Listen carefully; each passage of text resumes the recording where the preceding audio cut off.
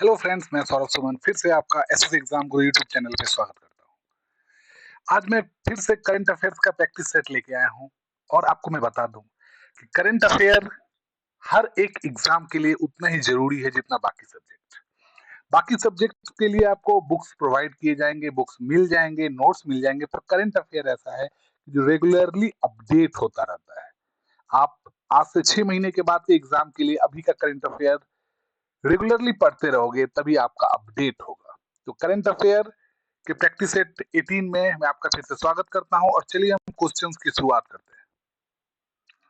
जियो cinema के brand ambassador कौन बने हैं? तो मैं आपको बता दूं कि जियो सिनेमा ने अभी अपने जियो सेट पे बहुत बड़ा परिवर्तन किया है।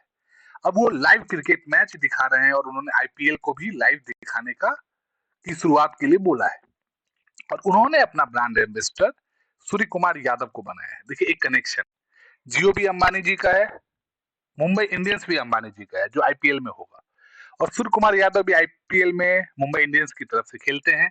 साथ ही में सूर्य कुमार यादव स्काई के नाम से पुकारा जा रहा है, निकनेम, अभी दुनिया के टी20 में नंबर 1 बैट्समैन और 360 डिग्री के रूप में उन्हें लोग पहचानने लगे हैं। पहले एबी डिविलियर्स को खिताब से नवाजा जाता था और अभी के समय में, अभी के क्रिकेट के हिसाब से आप देखोगे तो भारत के क्रिकेट में सूर्य कुमार यादव सबसे बड़े इंटरटेनर के रूप में है। तो जियो सिनेमा ने अपने आईपीएल के संस्करण के लिए और अपने नेक्स्ट अपने जो प्रोजेक्ट्स के लिए सूर्य कुमार यादव को ब्रांड एम्बेसडर चुना है। भारत की पहली व्यवहार प्रयोगशाला कहाँ स्थापित की जाएगी? ये व्यवहार प्रयोगशाला है क्या, पहले आप ये समझ लीजिए। बिहेवियरल, किसी भी आदमी का बिहेवियर जो है उसके अध्ययन के लिए प्रयोगशाला स्थापित की जा रही है और ये पहली जो लैब है ये Harish Chandra Mathur Rajasthan institute of public administration में स्थापित की जाएगी। राजस्थान के मुख्यमंत्री अशोक गहलोत जी ने 1.22 करोड़ रुपीस इस लैब के लिए दिए हैं और इस लैब प्रबंधन नामी गिरामी संस्थान आईआईएम उदयपुर प्रबंधन और संचालन करेंगे और साथ ही में यहाँ पर अप्लाइड मैथ पर ट्रेनिंग दी जाएगी एवं पीएचडी लेवल के सर्टिफिकेट कोर्स कराए जाएंगे और साथ ही में बहुत सारे ऐसे कोर्स करिकुलम यहाँ पे रखे जाएंगे। एशिया का सबसे बड़ा अंतर्राष्ट्रीय खाद्य और आतिथ्य मेला आहार 2023 कहाँ शुरू हुआ है? पहले तो आप जान लीजिए कि आहार 2023 है क्या। तो आहार 2023, पहले तो आहार जो है ये एशिया का सबसे फेमस ब्रांड है और इन्होंने अपने हर बार की तरह अपना 37वां संस्करण प्रगति मैदान जो नई दिल्ली में है 14 से 18 मार्च के बीच शुरू कर रहे हैं और आहार 2023 को उन्होंने 3 भाग कैटेगरी में बांटा है। एक में जो डेली फूड्स होते हैं, दूसरे में बेकरी प्रोडक्ट्स और तीसरे में उन्होंने जो हॉस्पिटैलिटी टाइप्स होते हैं उसके लिए रखा है। किस राज्य की विधानसभा भवन में फुलदेई उत्सव मनाया गया है? तो फुलदेई उत्सव एक सांस्कृतिक और लोक कला को प्रज्वलित करने वाली, लोक कला को संभाल के रखने वाली एक उत्सव है और यह उत्तराखंड, जो उत्तराखंड का विधानसभा भवन है उसमें मनाया गया है। उत्तराखंड की विधानसभा अध्यक्ष रितु खंडोरी के नेतृत्व में वहां बच्चे आके फूल पुष्प वर्षा करके इस कार्यक्रम की शुरुआत की। फूलदेई उत्सव उत्तराखंड का एक महत्वपूर्ण सांस्कृतिक पर्व एवं त्योहार है और उत्तराखंड के मुख्यमंत्री पुष्कर सिंह धामी ने इसके लिए सभी को बहुत बहुत शुभकामनाएं संदेश दिया है। किस देश की सीनेट ने मैकमोहन रेखा को अंतरराष्ट्रीय सीमा के रूप में मान्यता दी? तो जो मैकमोहन रेखा है ये भारत को अब चीन, चाइना जो है उससे अलग करती है। इसमें एक विवाद क्या था कि चाइना अभी भी अरुणाचल प्रदेश को अपना हिस्सा मानता है लेकिन भारत इसे अपना अभिन्न अंग मानता है। तो चाइना के हिसाब से अरुणाचल प्रदेश के बाद भारत और चाइना का की सीमा रेखा है, लेकिन अमेरिका के साथ जो अभी सीनेट भारत के एक संवाद हुआ है उसके बाद अमेरिका की सीनेट ने मैकमोहन रेखा को अंतरराष्ट्रीय सीमा के रूप में मान्यता दी, जिसका मतलब है कि अरुणाचल प्रदेश भारत का एक अभिन्न अंग है। कौन सा देश हाल ही में दुनिया के सबसे बड़े चिप सेंटर का निर्माण करेगा? चिप सेंटर का मतलब है सेमीकंडक्टर। सेमीकंडक्टर का सबसे बड़ा निर्यातक देश में से ताइवान भी है और वो बार बार ये चेतावनी भी देता है कि अगर युद्ध हुआ तो वो दुनिया को सेमीकंडक्टर के मामले में स्कार्सिटी लाके, कमी लाके सबको परेशान कर देगा। आपको पता है कि मोबाइल, लैपटॉप से लेके अधिकतर इलेक्ट्रॉनिक प्रोडक्ट जो बनते हैं वो सेमीकंडक्टर से बनते हैं। तो दक्षिण कोरिया ने अभी दुनिया के सबसे बड़े चिप सेंटर के निर्माण करने के लिए घोषणा की है। केंद्रीय मंत्री नरेंद्र सिंह तोमर ने कहा एग्री यूनिफेस्ट का उद्घाटन किया है। तो 15 मार्च को बेंगलुरु, कर्नाटक के बेंगलुरु में 5 दिवसीय एग्री यूनिट फेस्ट का उद्घाटन केंद्रीय कृषि मंत्री नरेंद्र सिंह तोमर ने किया है। यह एग्री यूनिट फेस्ट भारतीय कृषि अनुसंधान परिषद, जिसे आईसीएआर के नाम से जाना जाता है, के सहयोग से बेंगलुरु कृषि विश्वविद्यालय द्वारा आयोजित किया जाता है। इस बार 60 यूनिवर्सिटी जो केंद्रीय विश्वविद्यालय हैं, डीम्ड यूनिवर्सिटी, एग्रीकल्चर कॉलेज हैं, कि 2500 से ज्यादा छात्रों ने इस एग्री छात्र एवं छात्राओं ने एग्री यूनिफेस्ट में भाग लिया है। एरिक गारसेटी को किस देश में अमेरिकी एम्बेसडर नियुक्त किया गया है?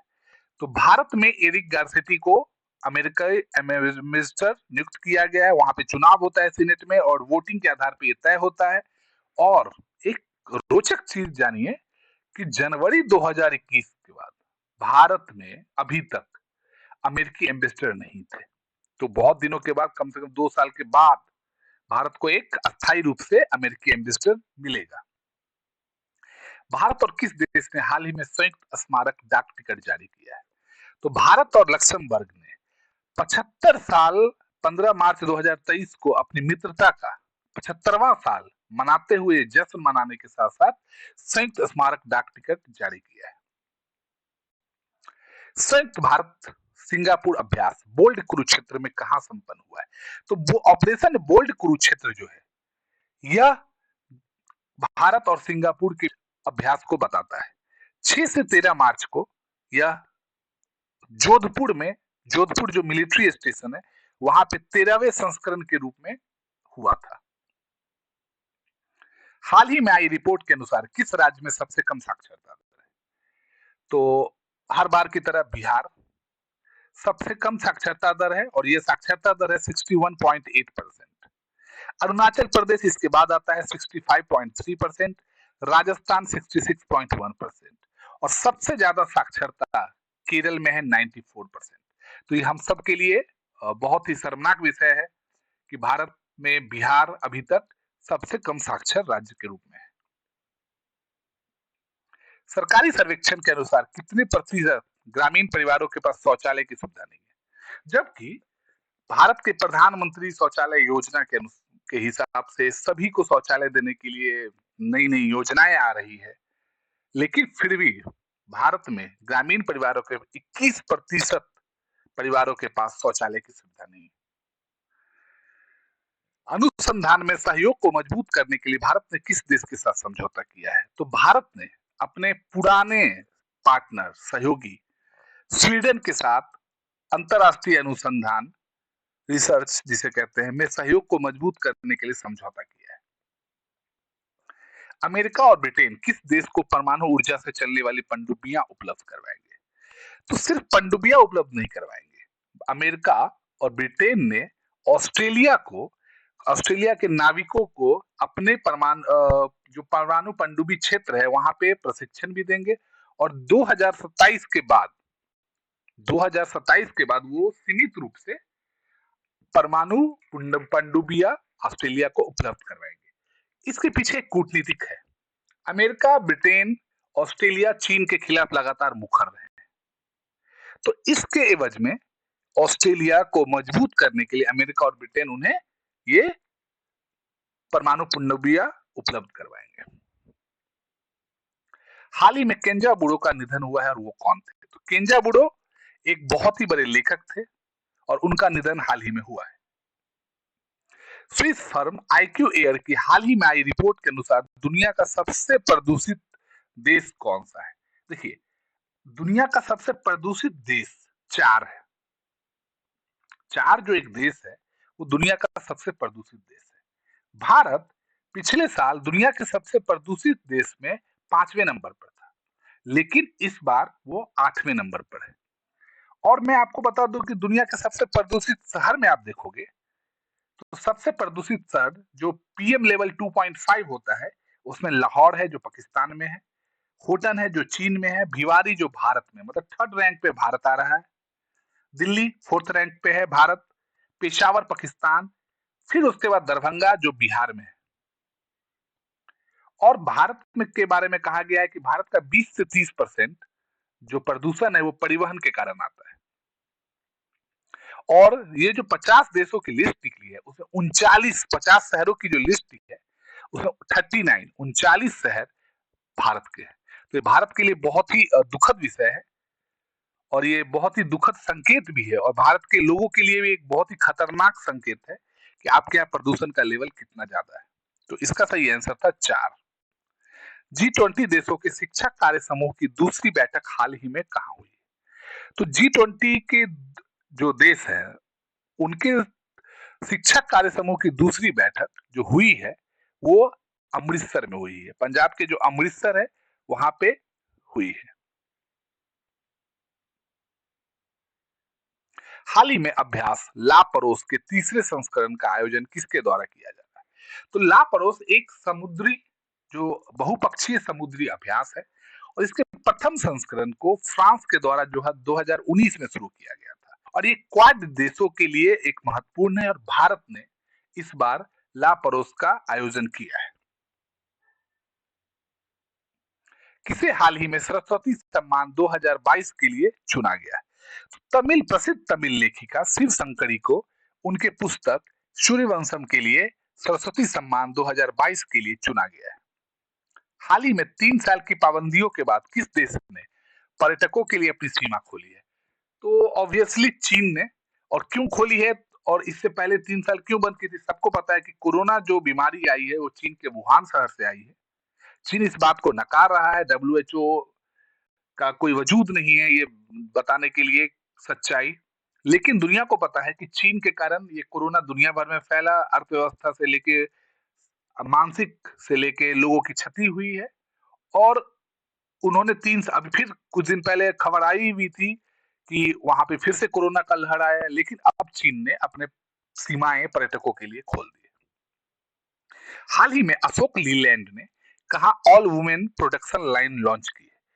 तो तमिलनाडु के होसुर प्लांट में अशोक लीलैंड ने अपने सभी कर्मचारी को वुमेन के रूप में, मतलब वुमेन है उनकी सभी कर्मचारी, और इसीलिए वहां पे all women production line launch किया गया है। हाल ही में भारत के लिए सबसे कम मैचों में 50 विकेट लेने वाले गेंदबाज कौन बने? तो अभी हाल ही में जो टेस्ट चैंपियनशिप चल रहा था भारत और बांग्लादेश के बीच, सॉरी भारत और ऑस्ट्रेलिया के बीच, बॉर्डर गावस्कर ट्रॉफी BGT, उसमें अक्षर पटेल ने विकेट लेके 7 मैचों में 50 विकेट लेने वाले गेंदबाज बने हैं।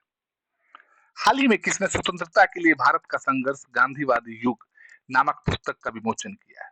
तो सुप्रीम कोर्ट के न्यायाधीश वी सुब्रमण्यम ने, जो इससे पहले मद्रास हाई कोर्ट मतलब चेन्नई हाई कोर्ट के न्यायाधीश थे, उन्होंने इस पुस्तक का विमोचन किया है। किसके द्वारा लिखित उपन्यास पागल खाना को व्यास सम्मान 2022 के लिए चुना गया है? तो प्रसिद्ध लेखक और प्रख्यात लेखक डॉक्टर ज्ञान चतुर्वेदी को उनके उपन्यास पागल खाना के लिए व्यास सम्मान 2022 से सम्मानित किया गया है। केंद्रीय सड़क परिवहन एवं राजमार्ग मंत्री नितिन गडकरी ने कहा मेथनॉल से चलने वाली बसों का अनावरण किया है? तो बेंगलुरु में, कर्नाटक के बेंगलुरु में उन्होंने इस मेथनॉल से चलने वाली बसों का अनावरण किया है। इसमें जैसे बेंगलुरु की जो नगर पालिका है, नगर निगम है, बेंगलुरु की जो बस चलाने वाली है, जो संस्था है जो परिवहन चलाती है, परिवहन संभालती है, और साथ ही में अशोक लेलैंड ने मिलकर मेथनॉल से चलने वाली बस की शुरुआत की है। हाल ही में एशिया का सबसे बड़ा ट्यूलिप गार्डन कहाँ खुला है? तो जम्मू एंड कश्मीर के श्रीनगर में 16 लाख ट्यूलिप के फूलों के साथ 19 मार्च को एशिया का सबसे बड़ा ट्यूलिप गार्डन की शुरुआत होगी, मतलब उसको खोले जाएगा। हाल ही में चौथी एशियाई खो खो चैंपियनशिप का आयोजन कहाँ किया जा रहा है? तो असम में चौथी एशियाई खो खो चैंपियनशिप का आयोजन किया जाएगा 20 से 23 मार्च तक, जिसमें वुमेन्स के लिए भी है और मैन के लिए भी है। 12 देश के 800 से ज्यादा खिलाड़ी और अधिकारी इस चैंपियनशिप में भाग लेंगे। हाल ही में आयुष मंत्रालय कहाँ योग महोत्सव 2023 का आयोजन करेगा? तो प्रधानमंत्री मोदी जी द्वारा इस मंत्रालय की स्थापना की गई थी, आयुष मंत्रालय, और उन्होंने योग महोत्सव 2023 के लिए नई दिल्ली को चुना है और नई दिल्ली में योग महोत्सव 2023 का आयोजन किया जाएगा। हाल ही में सुप्रीम ऑडिट इंस्टीट्यूशन 20 साइट की पहली बैठक कहाँ प्रारंभ हुई है? तो G20 के हिस्से के रूप में साई 20 को मान्यता मिली हुई है और इस बार उसके तहत कार्यक्रम हो रहा है और इसकी पहली बैठक 13 मार्च को गुवाहाटी में, जो असम के गुवाहाटी में होगी। कतर के दोहा में आयोजित ISSF विश्व कप भारत के ट्रैप शूटर पृथ्वीराज तोराईमन को कौन सा पदक मिला है? तो पृथ्वीराज तोराईमन जी को कांस्य पदक से नवाजा गया है और उन्होंने वहां कांस्य पदक जीता है। किस देश का माउंट मेरापी ज्वालामुखी हाल ही में फटा है? तो इंडोनेशिया का प्रसिद्ध ज्वालामुखी माउंट मेरापी हाल ही में फटा है। जान माल की क्षति की अभी तक समाचार और या सूचना नहीं मिल पाई। हाल ही में किस आईआईटी के वैज्ञानिकों ने नए जीवाणुरोधी अणु IITR000693 की खोज की है? तो ये जो जीवाणुरोधी अणु है, यह दवाओं के जो प्रतिरोधी संक्रमण है उससे लड़ने में मदद करेगी और इसके लिए आईआईटी रुड़की के बायोटेक्नोलॉजी बायोसाइंस के वैज्ञानिकों ने इस जीवाणुरोधी अणु की खोज की है। हाल ही में प्रधानमंत्री नरेंद्र मोदी ने कहा विश्व के सबसे लंबे 1560 मीटर रेलवे प्लेटफॉर्म का उद्घाटन किया है? तो कर्नाटक के धारवाड़ में प्रधानमंत्री नरेंद्र मोदी ने विश्व के सबसे ऊंचे सबसे लंबे 1560 मीटर रेलवे प्लेटफॉर्म का उद्घाटन किया है और इसे Guinness book of the world में शामिल किया गया है। संघाई कोऑपरेशन SCO सुप्रीम कोर्ट के मुख्य न्यायाधीशों की बैठक कहां आयोजित हुई? तो 10 से 12 मार्च नई दिल्ली में SCO के सुप्रीम कोर्ट के मुख्य न्यायाधीशों की बैठक आयोजित हो रही है और इस आयोजन की अध्यक्षता भारत के सुप्रीम कोर्ट के मुख्य न्यायाधीश जस्टिस चंद्रचूड़ साहब करेंगे। तो आप इसी तरह हमारे साथ जुड़े रहें, हम आपको लगातार करंट अफेयर्स के नए पुराने सवाल लेके आएंगे और आपको उसका अपडेट देते रहेंगे। चलिए, आपका बहुत बहुत धन्यवाद।